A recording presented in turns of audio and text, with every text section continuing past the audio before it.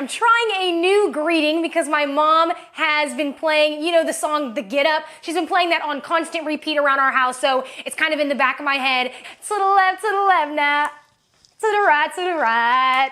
Today we gonna be talking about Google Drive. In case you could not really hear me over my horrendous country accent, I said that today we're going to be discussing Google Drive and also Gmail. If you don't know, my name is Mackenzie Warren. I'm the founder of Mac School Prep, and video by video, I'm equipping you with all the tools necessary for you to have success in school, in life, in the workforce, and beyond.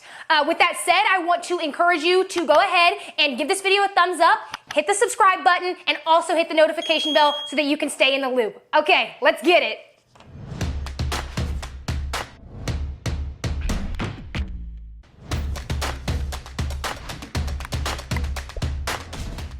Hey, it's your girl Mac, and she is back with another video. The first thing that I want to go ahead and say is that if you do not have an email account already created, you need to make sure that you do that. You may not know it, but there are actually a lot of different avenues that you can go with this. There's Yahoo, there's Hotmail, AOL. Those are just to name a few. But my personal favorite is Gmail, just because of the perks of Google Drive, among other things like Google Calendar, Google Photos, cool things like that. I'm going to put some links in the description below for how to actually make a Gmail account, just because I don't want to get into the nuts and bolts of that in this video, because that can get a little bit boring. So the perks of Gmail: it is easy and fast and effective communication, and it especially comes in handy when you don't want to have these long, drawn out phone call where you have to be like, hey, how are you doing, blah, blah, blah, and kind of just shoot the breeze a little bit before you get to the actual point. With Gmail and email, you can just be direct and cut straight to the point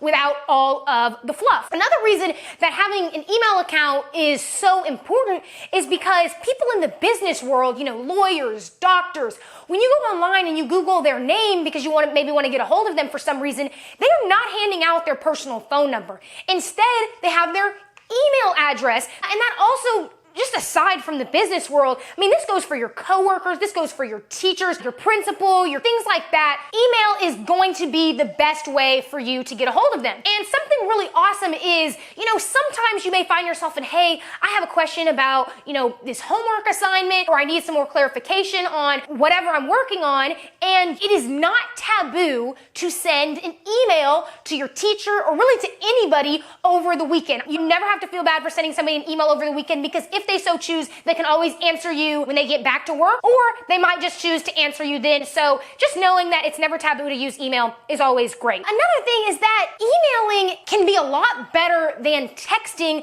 when you have to send important documents to people, when you have to send maybe some longer-winded messages. You know, when you're sending a text to somebody, nobody wants to have to scroll and, you know, read a bunch of stuff. But on email, it's a larger screen, and it's not as taboo for you to send more information over email than in text. So when you have a little bit more to say, or you're seeking a little bit more information, email is always the best avenue for you to pursue. Now I kind of want to get into a few cool features about Gmail in particular, because that's what I'm kind of promoting. And the first thing is Gmail just added this really cool thing called nudges. And when you basically send a message to somebody, you maybe send an email, and you know, you have a lot of other things on your plate, and you may have forgotten that you sent that email.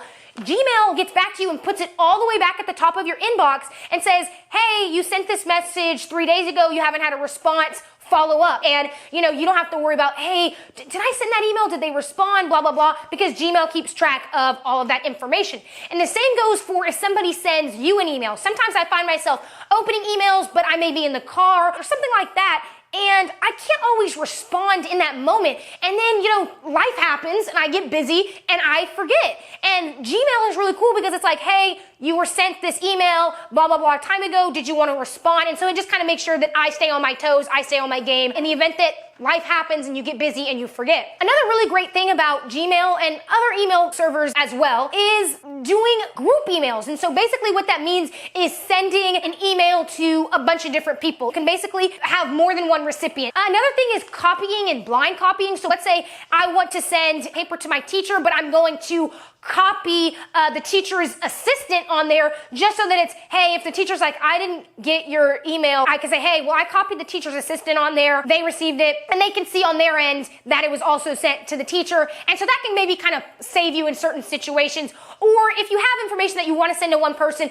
but you also want somebody else to see the information as well, you know, that's always important. And you can also blind copy people too. So for example, if I want to send a really important email to my boss, but I want my coworker to see what I sent them, you know, for some reason that I would want that, I can blind copy them so that my boss doesn't know that my coworker received the email that I sent to my boss, but my coworker still received the email, and that's blind copying. Another thing is Gmail is super cool in that you can schedule emails to go out. And so, for example, if I'm about to leave to go on vacation and I know on Wednesday of the week that I'm gone, I need an email to go out to Bob with some important information. Before I leave for my vacation, I can schedule that email to go out on that Wednesday so that Bob gets the information that he needs, but I don't have to sweat and I don't have to think twice about it when I'm kicking it wherever I might be. And also, you can sort your emails, and what I mean by that is you can have basically these tabs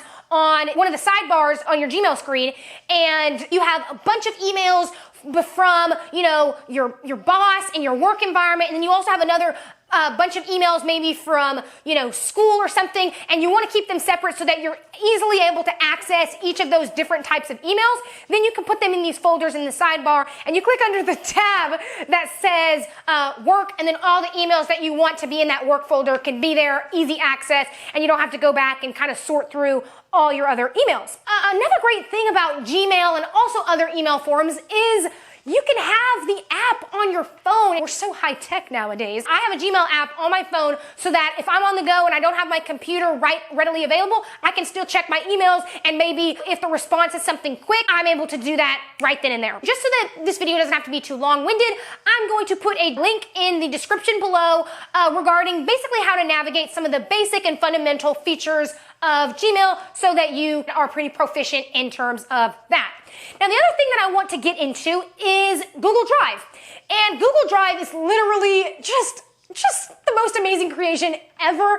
And I say this because it is literally like this storage facility that keeps everything you want easy access in the cloud. And the reason I call it a storage facility is because documents or files or photos that you aren't always going through, or even the ones that you are regularly going through, it basically stores all of them so that you don't have to delete them and they're not taking up space on your computer or your phone. They're basically just taking up space in the cloud. And actually what Google Drive does is it gives you 15 gigabytes of free space. And I know you might be like, okay, 15 gigabytes, like, what? Is that really that much? Yes. It is actually a lot of space, especially if you're not using Google Drive for photos. I don't use Google Drive for my photos because photos can take up a lot of space really quickly. So with Google Drive, I really just use that for things like my documents, things like my PowerPoints, Excel spreadsheets, all that stuff. I keep that on the cloud, easy access, and those documents are so small. Even if it's a 100 slide PowerPoint presentation or 300 page document, it still, in the scheme of things, does not even take up that much space in comparison to those 15 gigabytes. And like I said, it gives you easy access to Google Docs, Google Sheets, and Google PowerPoint. And what that is, why those are so awesome, is because you are able to share those files with other people. So let's say you're in a group project and you're making a PowerPoint presentation and you want all of your group members to see the presentation, all of them to be able to edit the presentation simultaneously and in live time, you're going to want to share a Google Slides presentation. And so what that allows everybody to do is have access to that document, and people can just go in and edit. I mean, whoever makes the account, whoever is the owner, kind of has control over, okay, who am I sharing this document with? Who is going to be able to edit it? Who's going to have only viewing privileges? So that means they can only see whatever you're working on, but they can't actually make changes. And then who's also gonna have like commenting privileges, where that means they can see and make suggestions kind of in this sidebar area, but they can't actually mess with your work and they can't actually, edit it. And so that goes for Google Sheets, Google Docs, and Google PowerPoint, which are really, really great features, and I'll put some links in the description for how to navigate those. Another thing I want to say about Google Drive is that for people like me who need to be super duper organized and I think a little bit overkill, you can have all of these different folders. So if you have documents that apply to college, and you have documents that apply to maybe a work project that you're doing, and then documents that apply to maybe a more personal thing, maybe like poetry or something, you can have that all separated. And so, hey, today I want to work on my poetry. I'm going to go to my poetry folder and I have easy access to all the poems that I've been working on. Or, hey, I want to look at some expense receipts for my job. Bam, I go into that folder that's labeled expense receipts, and I have easy access to all of those files for my job. So having folders that allow you to just stay organized and stay sane is always really great. Another thing about Google Drives is that it is so cool in that you can basically track the documents that you access the most. Basically the ones that you're constantly opening, Google Drive kind of puts them at the top so that it's kind of making these suggestions like, hey, I noticed that you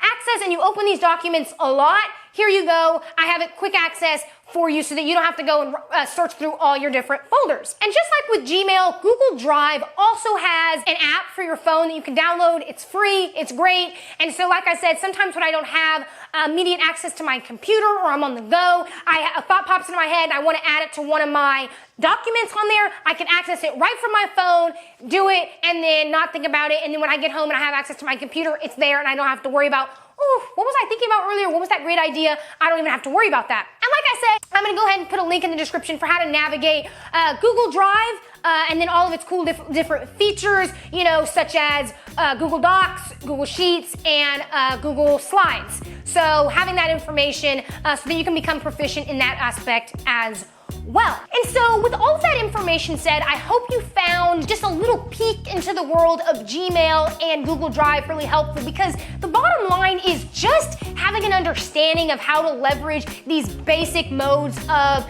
technology is super, super important, because our world is constantly evolving. Technology is becoming so much more prominent, and you don't want to be stuck relying on these outdated modes of communication, outdated modes of sharing information. And so having an understanding of how to leverage technology such as Gmail, Google Drive, etc., it's just gonna make sure that you're on a more equal playing field with your peers, and that's just gonna allow you to excel, not just in an academic setting, but in a work environment, in a personal environment, things like that. Now that I have gotten all of that information out there, I would like to encourage you once again that if you didn't do it at the beginning of this video, go ahead and give this video a thumbs up, subscribe to my channel, and also hit the notification bell so that you don't miss a beat. Alrighty, thank you so much for watching. Bye!